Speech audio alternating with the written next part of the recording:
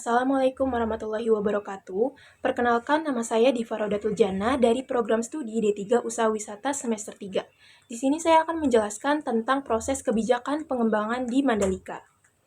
Yang pertama di sini ada sedikit background atau introduction mengenai Mandalika. Jadi, Mandalika merupakan kawasan pesisir yang berada di Kabupaten Lombok Tengah dengan luas wilayah 1035 hektar. Keindahan bentang pantai yang elok dan besarnya potensi pariwisata di Mandalika membuat kawasan ini terpilih menjadi salah satu destinasi super prioritas. Kawasan ekonomi khusus Mandalika ditetapkan melalui Peraturan Pemerintah Nomor 52 Tahun 2014 untuk menjadi kawasan ekonomi khusus pariwisata. Dengan untuk mengundang investasi dan mendorong pertumbuhan ekonomi di Provinsi Nusa Tenggara Barat. Selanjutnya, di sini ada proses perumusan kebijakan pengembangan di Mandalika. Yang pertama, stakeholder-nya itu ada pemerintah pusat. Pemerintah pusat memiliki peran penting dalam merumuskan kebijakan makro, seperti pembentukan kebijakan nasional terkait pengembangan pariwisata dan investasi. Tahap awalnya, pemerintah pusat menginisiasi rencana besar melalui dokumen perencanaan strategis seperti Rencana Induk Pengembangan Pariwisata Nasional dan Master Plan Percepatan dan Perluasan Pembangunan Ekonomi Indonesia. Dalam hal ini, Mandalika diidentifikasi sebagai salah satu destinasi prioritas dengan kebijakan yang mendorong pembangunan infrastruktur, pembukaan akses transportasi, dan pembentukan kawasan wisata terpadu. Selanjutnya, dari stakeholder kedua, yaitu pemerintah daerah Nusa Tenggara Barat, berperan dalam implementasi kebijakan di tingkat daerah, dengan fokus pada penyesuaian kebijakan agar sesuai dengan kondisi lokal dan kebutuhan masyarakat. Pemerintah daerah juga bertanggung jawab atas perencanaan pembangunan daerah, seperti pengembangan kawasan Mandalika dalam rencana tata ruang dan pembangunan daerah. Tahap keduanya, pemerintah daerah akan berpartisipasi dalam penyusunan rencana tata ruang wilayah dan rencana pembangunan jangka menengah daerah. Selain itu, mereka berkoordinasi dengan pemerintah pusat dan sektor swasta untuk merumuskan kebijakan yang dapat mendukung pengembangan Mandalika sebagai destinasi wisata internasional.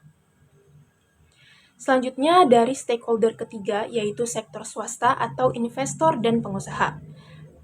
Sektor swasta termasuk investor, pengembang, dan pelaku industri pariwisata memiliki peran vital dalam pembangunan infrastruktur, akomodasi, dan pengelolaan destinasi wisata. Mereka bertanggung jawab atas pendanaan dan implementasi proyek-proyek fisik dan komersial di Mandalika. Tahap ketiganya, investor dan pengusaha akan terlibat dalam investasi pembicaraan awal mengenai perencanaan proyek besar seperti hotel, resort, pusat perbelanjaan, dan fasilitas olahraga. Mereka juga terlibat dalam diskusi mengenai insentif dan kemudahan yang diberikan oleh pemerintah untuk menarik investasi. Selanjutnya, stakeholder keempat adalah masyarakat lokal. Masyarakat lokal merupakan pihak yang paling terdampak oleh pengembangan Mandalika, baik secara sosial, ekonomi, maupun lingkungan. Oleh karena itu, partisipasi mereka dalam proses perumusan kebijakan sangat penting untuk memastikan bahwa kebijakan yang dibuat bersifat inklusif dan dapat meningkatkan kesejahteraan mereka. Tahap keempatnya, masyarakat lokal akan dilibatkan dalam forum konsultasi publik atau musyawarah desa, di mana mereka dapat menyampaikan aspirasi dan kekhawatiran terkait dampak pengembangan.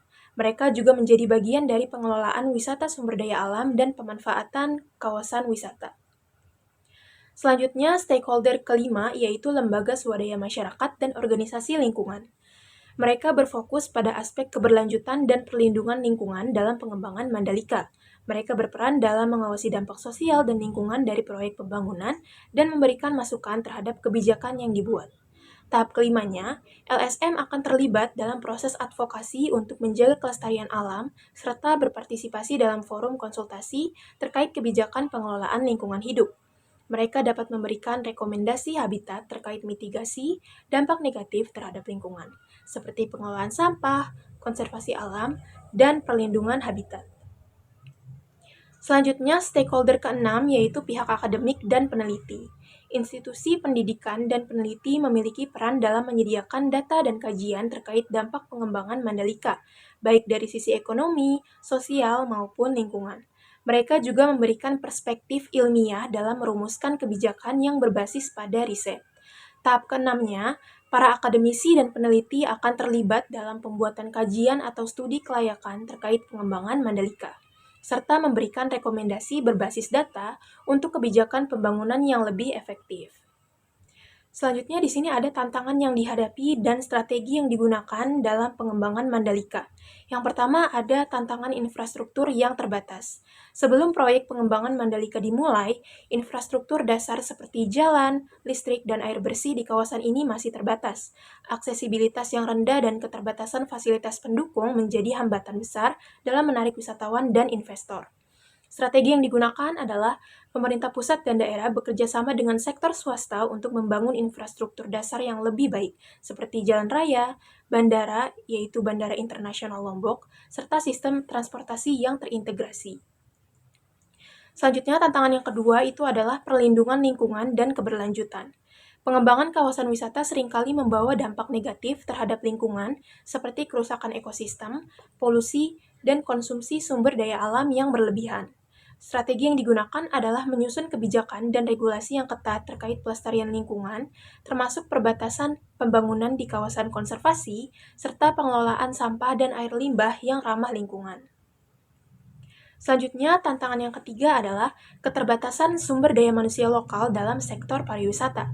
Sektor pariwisata memerlukan keterampilan spesifik, dan sebagian besar masyarakat lokal di Mandalika belum memiliki keterampilan yang cukup untuk berpartisipasi secara maksimal dalam industri ini. Strategi yang digunakan adalah menyediakan program pelatihan yang terstruktur untuk masyarakat lokal dalam bidang perhotelan, pemandu wisata, kuliner, dan bisnis pariwisata lainnya, melalui kerjasama dengan lembaga pendidikan dan pelatihan. Selanjutnya di sini ada evaluasi keberhasilan kebijakan.